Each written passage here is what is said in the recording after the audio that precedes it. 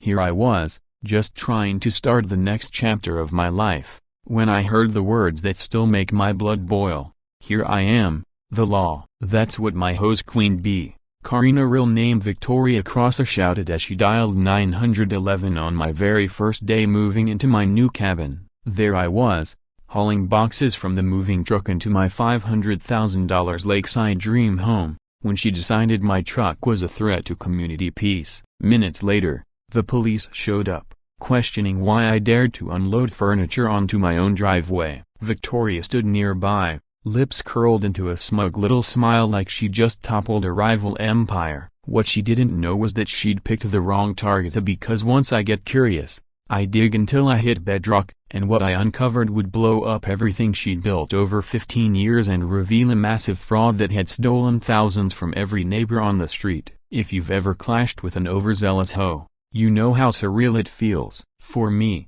it was supposed to be the payoff after years of late nights coding and saving every spare dollar. Finally, I'd bought my lakeside haven, a place to unwind, watch the sunset ripple over the water, maybe even teach myself to fish like my dad used to. The first time I saw the lake behind my new cabin, I felt a surge of gratitude so strong I could barely breathe. But that feeling lasted all of 30 seconds, right up until Victoria Cross made her entrance. She walked over with the kind of measured confidence that told me she'd done this countless times before. It wasn't just the perfectly pressed blouse and khakis that screamed corporate authority, it was her eyes, sharp and deliberate, cataloging everything about my driveway, my truck, and even how I stood there sweating under the morning sun. I was halfway through unloading a box of computer gear when she crossed the street, silver hair pulled back in a bun that made her look both elegant and severe. Her gaze swept across my belongings like a general mapping out enemy territory.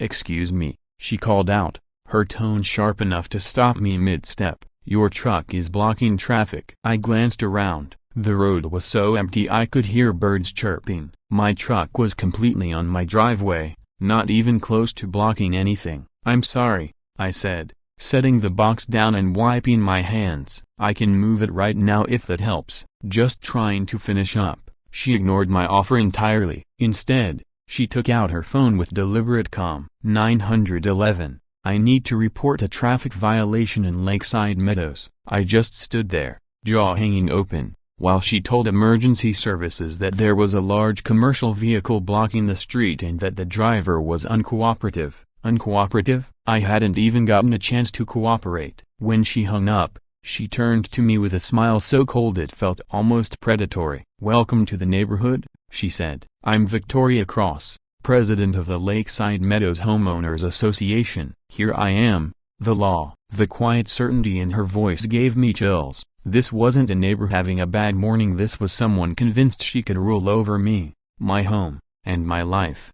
About 10 minutes later, a police cruiser pulled up, and out stepped Officer Johnson, a middle-aged guy whose face said he'd rather be anywhere else. "Morning, Mrs. Cross," he sighed. "What's going on today?" The way he said today told me this wasn't the first time he'd answered one of her calls. Victoria launched into her story about my truck causing chaos, while Officer Johnson glanced around at the silent, empty street. When she finished, he looked at me. "You moving in?" "Yes, sir," I nodded. "Just bought the place. I can move the truck if needed." He glanced at the truck, then at Victoria, then back to me with a look that felt strangely sympathetic. The resignation in his posture told me this had played out many times before, long before I'd moved in. "Mrs. Cross," he finally said, "the truck's on his property. It's not blocking traffic." Then he turned to me. "Welcome to the neighborhood. You'll figure out how to navigate this." The way he said navigate this felt like a warning wrapped inside an apology. As the cruiser drove away,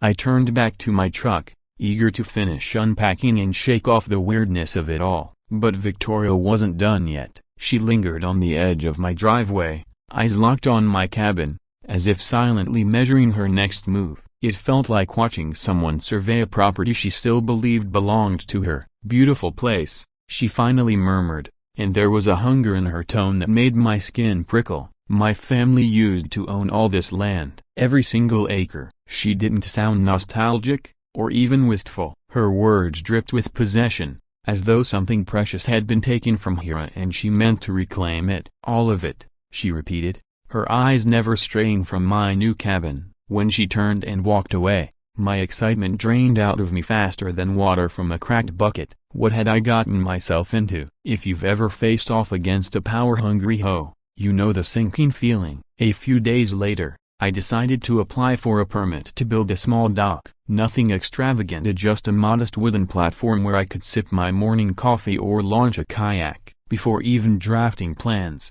I spent 2 evenings digging through HOA rules, municipal codes, and environmental guidelines. I double-checked measurements, drew detailed plans, and included an environmental impact assessment. After my first run-in with Victoria, I figured it was safer to go above and beyond. My application ended up as a meticulous 23-page document, architectural drawings, specs for materials, and a thoughtful plan addressing every potential concern. I submitted it online to the HOA review board one Tuesday morning, feeling cautiously optimistic. By that afternoon, I got my reply. Application denied due to missing comprehensive environmental impact study. I reread the email, baffled. I had included an environmental assessment, but apparently it wasn't comprehensive enough. So, I hired a real environmental consultant, a no-nonsense woman in her 60s who charged me $800 to study my little 12 by 8 foot dock as if I were planning to dam the entire lake. She didn't cut corners.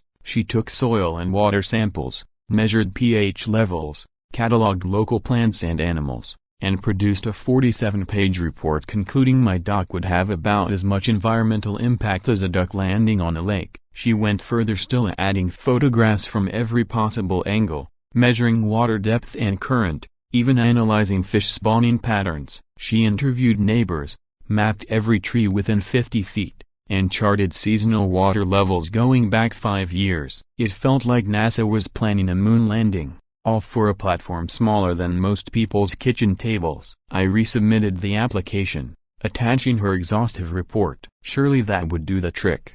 2 days later, rejection number 2 landed in my inbox. Materials not aesthetically compatible with the community's standards. I'd specified regular pressure-treated lumber, the same stuff the community dock used, but if premium was what they wanted, fine. I drove across town to an upscale lumber yard, swapped everything out for cedar, and tacked on another $500 to the budget. The materials list now sounded fit for building a yacht. Rejection number 3 came back even faster. A structure may cause visual offense to lake-enjoying residents. Visual offense? It was a dock, not a billboard. By now, it was obvious this wasn't about rules, it was about control. But I wasn't ready to roll over yet. I redesigned the dock, shrinking it to a meager 6 by 6 foot square, barely enough for a folding chair. Surely that couldn't possibly bother anyone. But rejection number 4 proved even more creative. Application denied pending written approval from 75% of neighborhood residents. Now they wanted me to go door to door, campaigning like a local politician. So, I spent an entire Saturday knocking on doors, explaining my tiny dock plan to anyone willing to listen. Most neighbors seemed sympathetic but wary. "I'm sorry," a woman from House 12 told me, "we don't want to risk crossing Victoria." The elderly couple with the kayaks actually laughed. "Good luck," the husband chuckled. "We've been waiting 3 years just to get permission to repaint our fence." During this reluctant neighborhood tour, I finally met Walter Hayes, a retired professor who lived a few houses down. His weathered face suggested years spent outdoors, and as I shared my dock troubles, he looked at me with a mix of empathy and something harder to name. "Son," he said quietly, his eyes flicking toward Victoria's house across the street, "anything to do with the lake around here, broken bar, it's complicated." The way he said complicated carried a weight that made me realize this went deeper than a single stubborn HOA president. When Walter said complicated,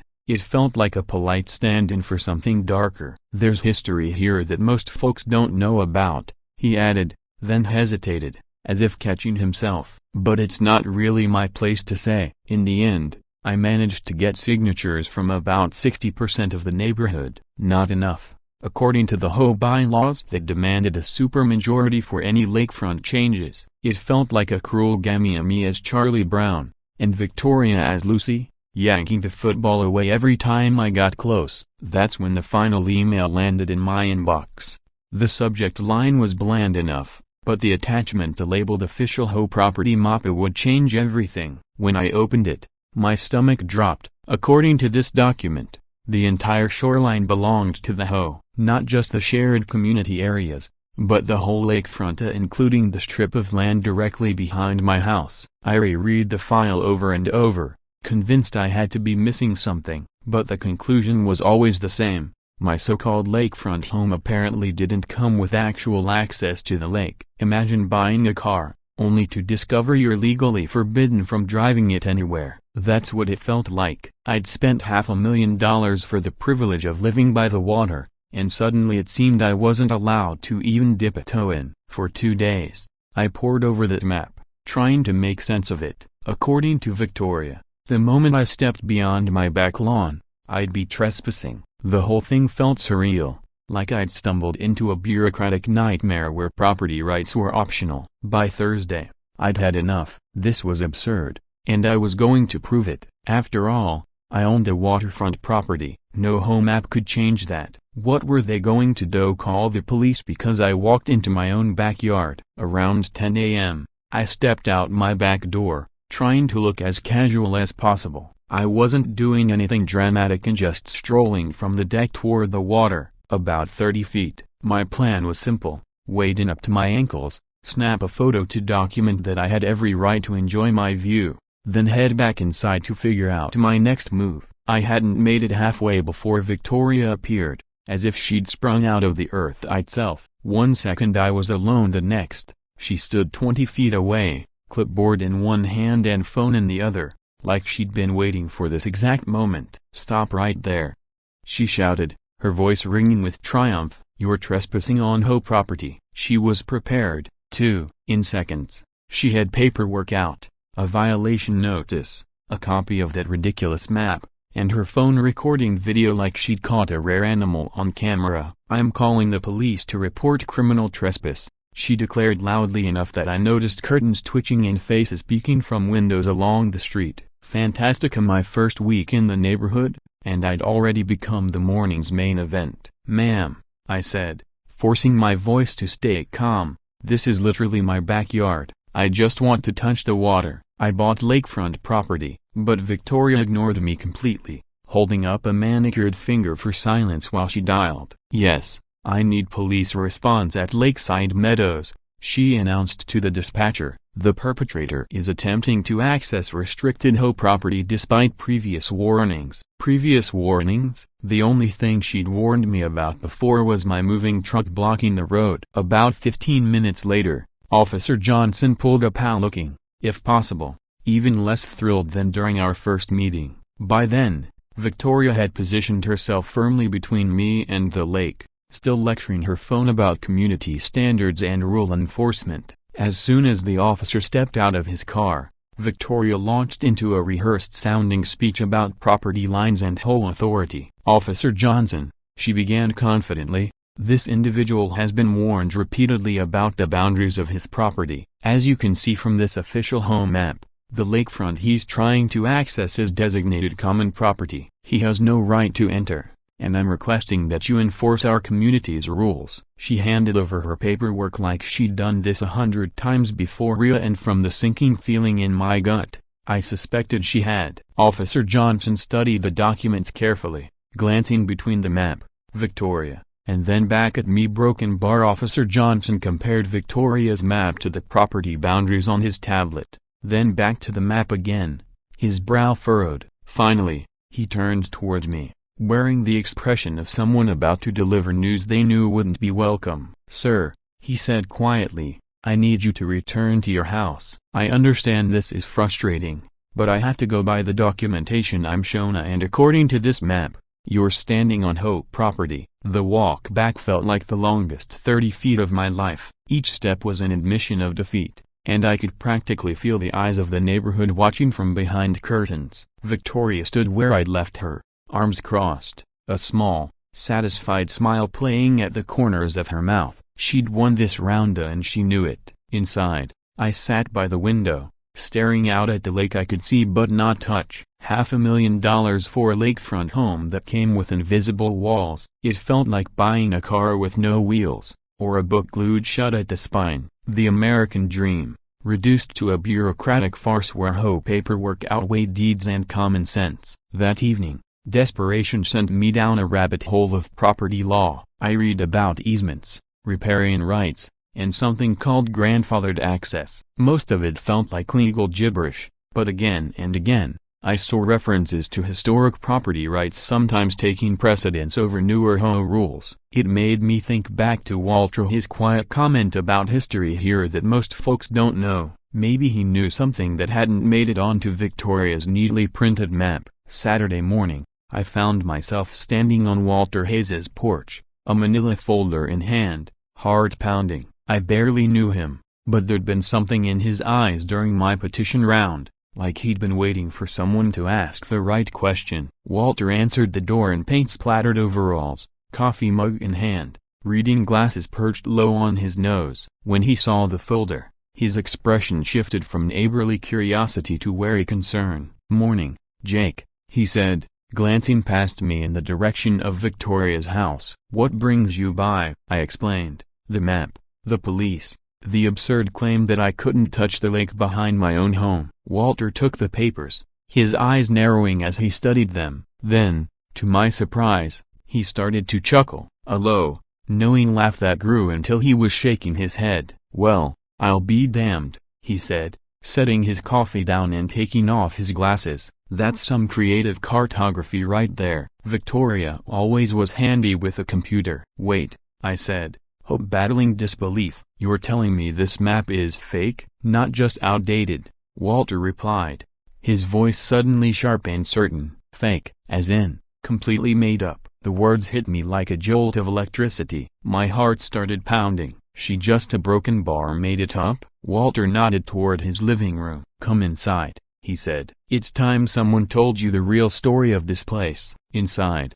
his house felt exactly like what you'd expect from a retired professor. Every surface stacked with books, comfortable chairs softened by decades of use, and walls lined with old maps and black and white photos. Walter disappeared into what looked like a study and returned carrying an old shoebox, its cardboard edges worn thin by time. Settling into his chair, he opened the box and began sorting through faded papers and brittle photographs. "Victoria comes from what used to be the founding family around here," he began. "Her father, Henry Cross, owned this entire section of land back in the 50s and 60s, hundreds of acres, the whole lake, and everything around it." He handed me a black and white photograph, a serious-looking man in a suit seated at a long table, papers spread before him, flanked by equally solemn men who might have been lawyers or county officials. Despite the photo's age, the details were sharp, the tension in Henry Cross's shoulders,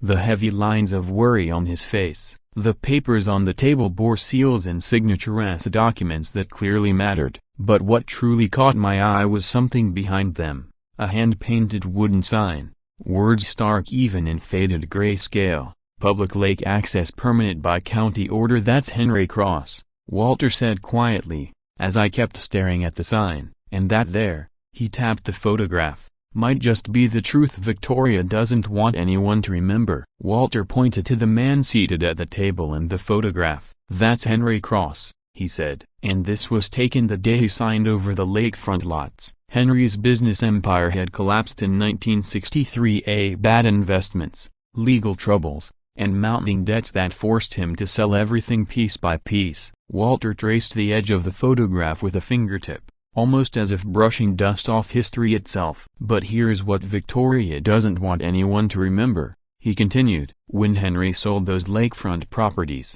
county law required him to guarantee permanent public access to the water." The words hit me like a freight train. "You're saying I actually do have the right to access the lake?" Walter nodded gravely. "You and every other homeowner along this stretch. It was written right into the original sales contracts. State water laws required it, even back then." He leaned in closer, lowering his voice. "Victoria knows. She's known for years. She just counted on nobody digging deep enough to discover it." For a moment, it felt like someone had handed me the key to a prison cell I hadn't realized I was locked inside. But Walter's next words brought me crashing back to earth. "The problem is proving it," he said. "You'll need official documentation from the county archives and not just my word and an old photograph. And I'm worried Victoria might have already complicated things in those records over the years." The way he said complicated left little doubt what he really meant. Walter stood by his window,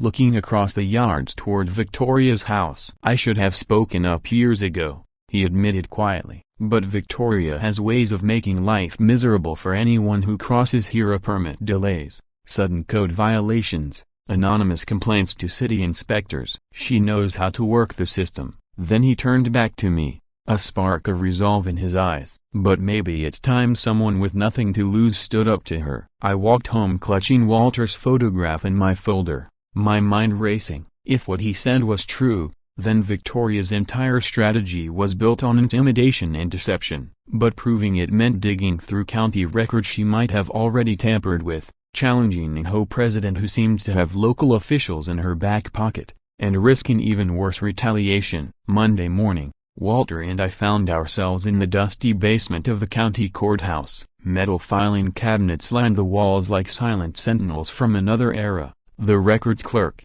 a woman named Sarah who looked genuinely excited that someone finally cared about decades-old property files, had already pulled 3 boxes from the early 60s. "You're looking for the cross-subdivision records from 1963, she confirmed, brushing dust off a thick manila folder. "Everything was done in triplicate back then, so even if a copy got misplaced, we should still have backups." She laid the documents across a large table, handling them like fragile artifacts. Then, squinting through a magnifying glass, she read aloud. "Here we go. Henry Cross Property Subdivision, approved March 15, 1963. She traced a faded clause barely visible on the carbon copy. "Permanent public access to lake waters shall be preserved in perpetuity for all lakefront property owners." The words were old, buried in legal phrasing, but clear. Every lakefront homeowner had guaranteed, irrevocable rights to the water. Victoria's glossy home map wasn't just misleading, it directly contradicted legally binding county records that were older than she was. But then Sarah looked up at me,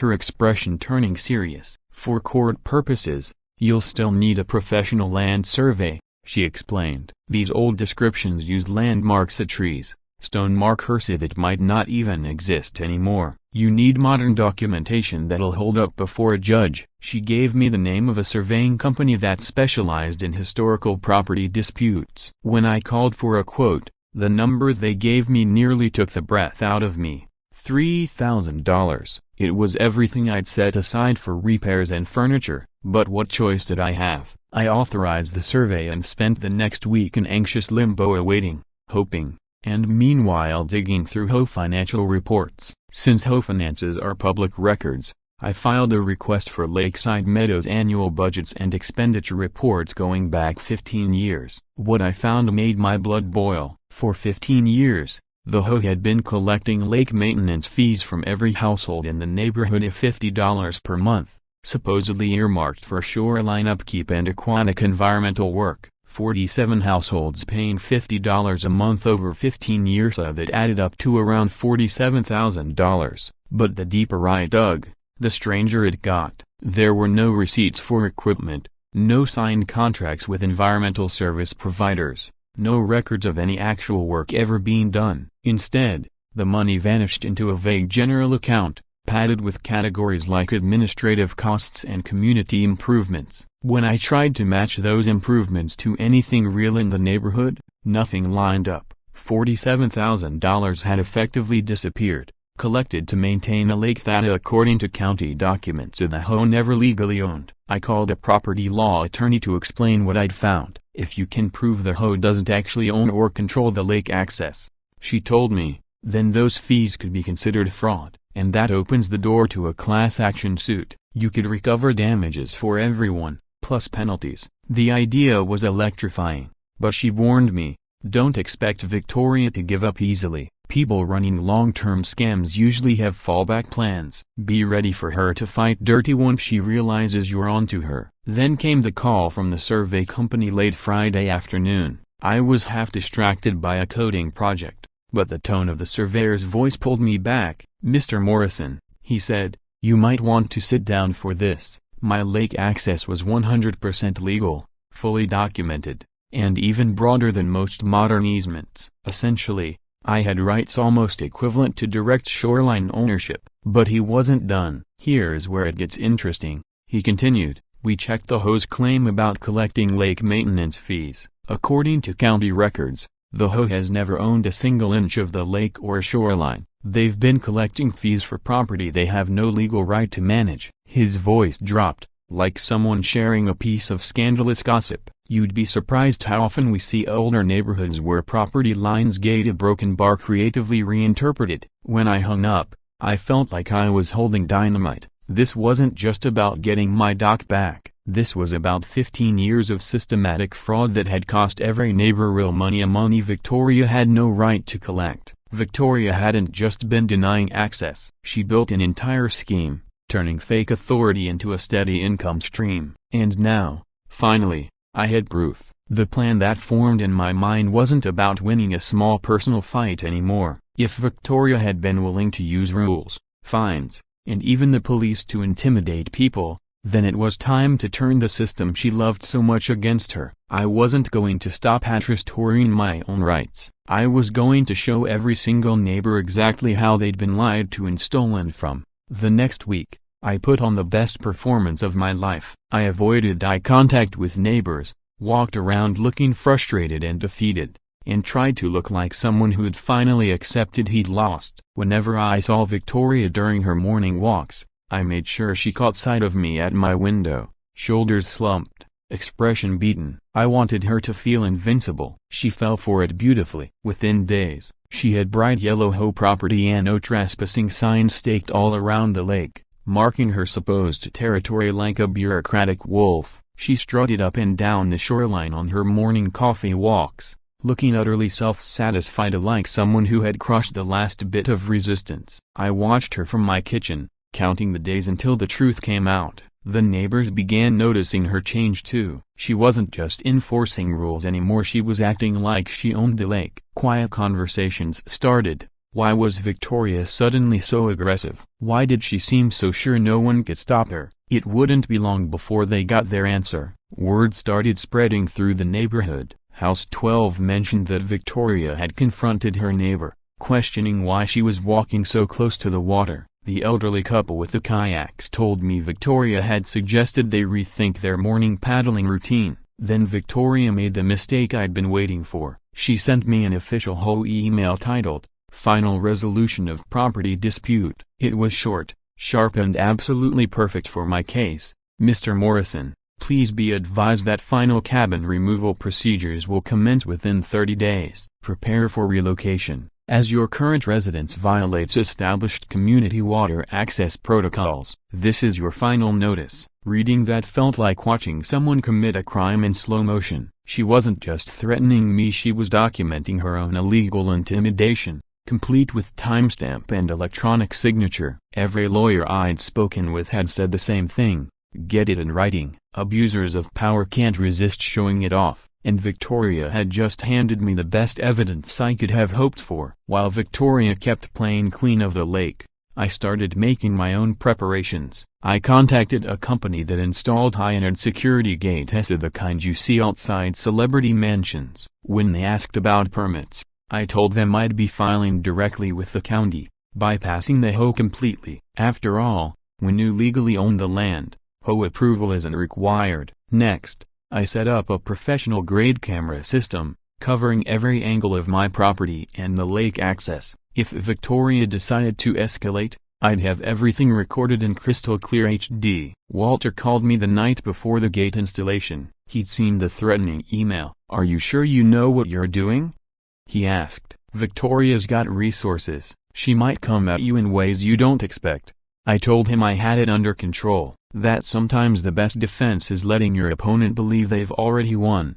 "Tomorrow's going to be interesting," I said. "Keep your camera ready." That night, I barely slept. I replayed the plan over and over. Timing, documentation, witnesses. It all had to line up. Victoria had spent months weaponizing bureaucracy against me. Tomorrow, I'd turn that same system right back on her. At 6 a.m., the steel gate installation truck pulled into my driveway. The massive vehicle caught the whole neighborhood's attention. The crew stepped out, professional, prepared, and fully permitted by the county. Right on cue, Victoria appeared on her morning walk. She stopped cold when she saw the truck and the crew unloading steel beams and concrete footings. Then came the moment I'd expected. She whipped out her phone, her face twisted into that "I'm about to teach you a lesson" look. She marched across the street like a general going into battle, phone already pressed to her ear. "Officer Johnson, this is Victoria Cross. I need immediate police response at Lakeside Meadows. The Morrison property is installing unauthorized structures on whole land,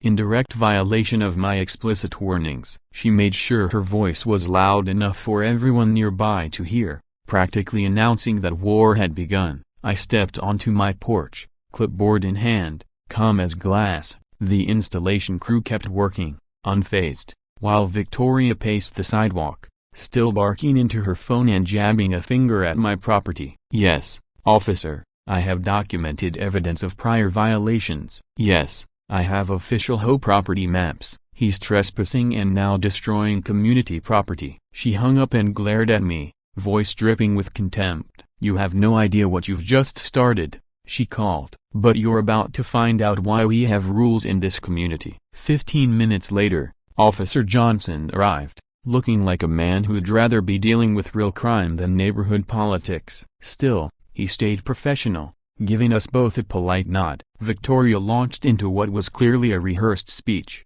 complete with her manila folder of evidence and the same fake property map she'd been waving around for weeks. "Officer, this individual is installing unauthorized structures on HOA property in violation of community standards," she began, her voice full of manufactured authority. I let her finish. Then I calmly walked over, handed Officer Johnson my own folder, and said, "Officer, here's the official county surveyor's report, the historical property records from 1963, and here," I finished, handing Officer Johnson the last document, "are all the building permits issued by the county for this installation." I watched as Victoria's confident mask began to crack. Officer Johnson took his time studying the county records, the permits stamped with official seals, and the historic property survey. Next to those, Victoria's homemade HOA paperwork and hand-drawn maps looked almost laughable. He checked the permit numbers on his in-car computer,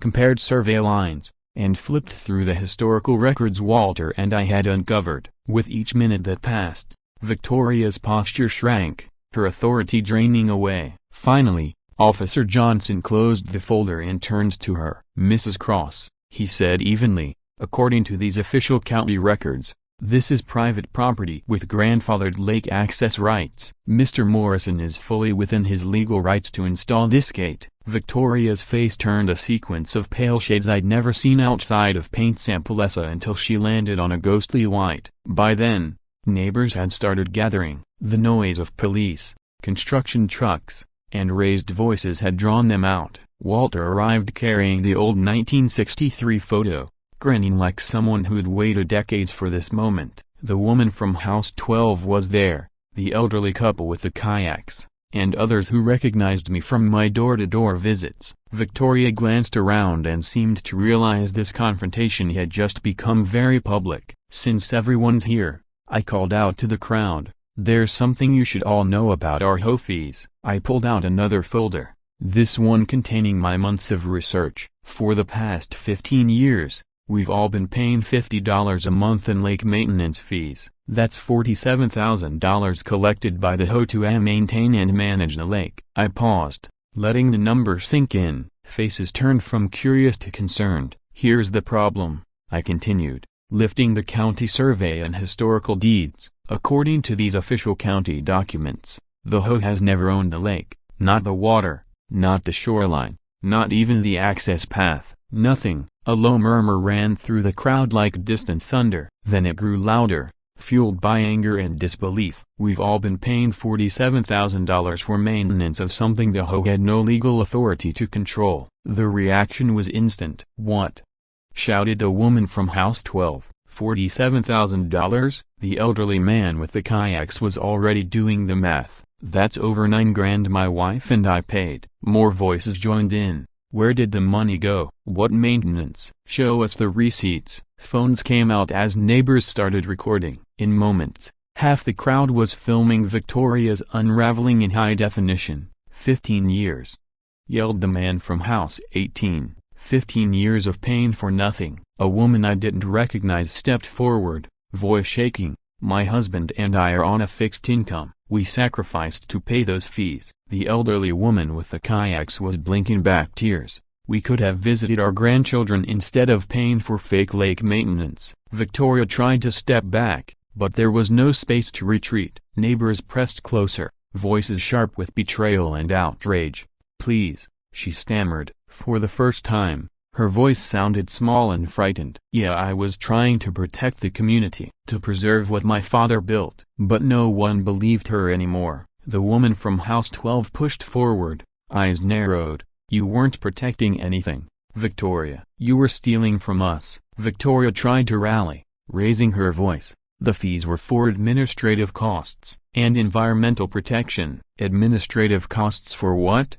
Someone demanded. Where's the equipment? Where are the reports? Another asked. She was surrounded now, caught in a storm of questions she couldn't answer, with documents she couldn't contradict. $47,000. Victoria. Someone else shouted. Where's our money? I watched her cycle through half-formed explanations, each sounding weaker and more desperate than the last. The final blow came when Walter stepped forward, holding up his faded photograph from 1963. His voice, steady and resonant from years of lecturing college students, cut through the noise. Folks, I've lived here longer than anyone, and I've kept my mouth shut for too long. He turned the photo so everyone could see. In it, Victoria's father was caught mid-signature on the paperwork that sold this land. Behind him, clear as day, was the sign, Public Lake Access, permanent by county order. Victoria has known the truth for years, Walter said quietly. Victoria's last attempt to cling to authority was almost painful to watch. My father built this community, she shouted, voice cracking. My family sacrificed everything for this place. I was trying to protect what he created. But tears were already welling in her eyes, and the crowd showed no sympathy for someone who had taken their money under false pretenses for 15 years. Protect what? Someone called out. You banned us from the lake and charged us for it. I walked over to my freshly installed steel gate and pulled out a small bronze plaque I had made. Carefully, I fixed it in place. Public Lake Access, a grandfathered easement. 1963. HOA has no authority. It felt like placing the final piece of truth where everyone could see it. Then I took out the remote for my new automatic gate. With one press, the gate slid shut, locking in place with a solid mechanical click that felt like justice itself. Victoria could only stand there, shoulders slumped, watching as the literal symbol of her power over this neighborhood closed right in her face. The aftermath was swift. Neighbors gathered in small groups, voices rising with energy and anger. Talk of legal action spread immediately, recovering the $47,000 in fraudulent fees. Someone mentioned calling the state attorney general's office. Others demanded a complete overhaul of the whole leadership. Victoria, defeated, turned away. Her manila folder now looked almost pathetic, swinging limply by her side as she walked off like someone who'd just lost the only thing that ever mattered to her. Within an hour, a little girl slipped free of her parents and ran straight to the water, splashing in for the first time in years. Mom, we can finally go swimming. Her laugh was contagious. Soon, other families were heading down to the shore, remembering why they'd bought lakefront homes in the first place. I turned to Walter, holding out the gate remote. For the neighbor who spoke the truth when it mattered, I said. He took it, tears brimming in his eyes. Later that night, video of Victoria's meltdown and my gate clicking shut spread like wildfire on neighborhood social media. #Karma started trending locally, and other communities shared their own horror stories. Sometimes David really does beat Goliath, and sometimes it's about more than just winning. It's about standing up for what's right, even when the system seems stacked against you. The lake finally belongs to all of us now, just like it always should have. Video caption: what would you have done in Jake's situation? Type a justice served in the comments. If you enjoyed seeing Victoria finally get exposed, Hit that subscribe button for more HOA revenge stories. What did we learn today? Maybe nothing a broken bar, but it sure was fun, wasn't it?